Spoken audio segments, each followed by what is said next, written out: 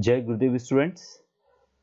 Today we will learn about the input devices. Uh, into last class we already learned about the computer. So first we brief discuss about our last topic, that was computer. So we already learned about the computer. A computer is an electronic device that process input data and produce results according to a set of instructions called program. So that was the definition. And after this definition, we learned about computer major functions. That was that accept data into the form of input. Second, stores data. Third, it processes on data. Next, it controls data, and last one, it gives result in the form of output. And after these major functions, we learnt about the computer block diagram. That was the block diagram. Into the block diagram, we have basic device is input device, CPU, output devices. In CPU, that is divided into three units. First, CU, second, ALU, and third is memory unit. So that is the block diagram. Now, so today we discuss about the input devices. So the first we know the definition. The definition of input devices is these are used to enter data and instructions into the computer. So what is the purpose of input device? That enter data and instructions into the computer. So students, you also note down the definition. You will only note that highlighted text only. Don't note that text. Only highlighted text means that is in a green. So that definition you note down. So what is the input device? These are used to enter data and instructions into the computer. So first we discuss some input devices. So the first example of input device is keyboard. I think you all know about the keyboard, but let's know the definition.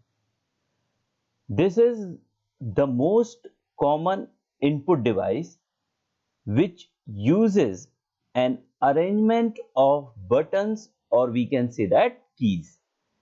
In a keyboard, each press of key typically corresponds to a single written symbols. So whenever we press a button, so actually computer release a symbols which you have pressed. Now next, while most computer keys produce letters, numbers or characters, other keys or simultaneously keys presses can produce action or computer commands. So with the combination of some buttons, we actually able to release some commands also. In a keyboards, there are several types of keys. These keys are number keys, direction keys, function keys, and other keys.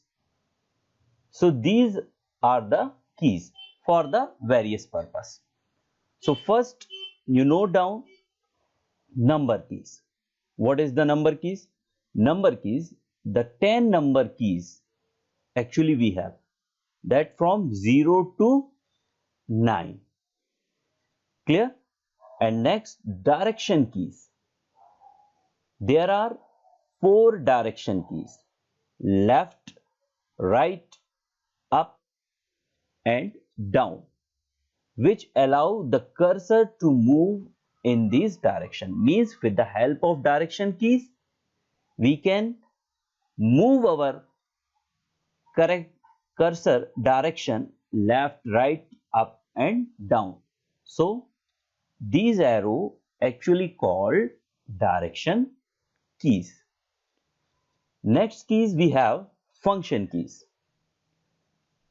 There are generally 12 function keys, F1 to F12. How many function keys we have? We have 12 function keys from F1 to F12.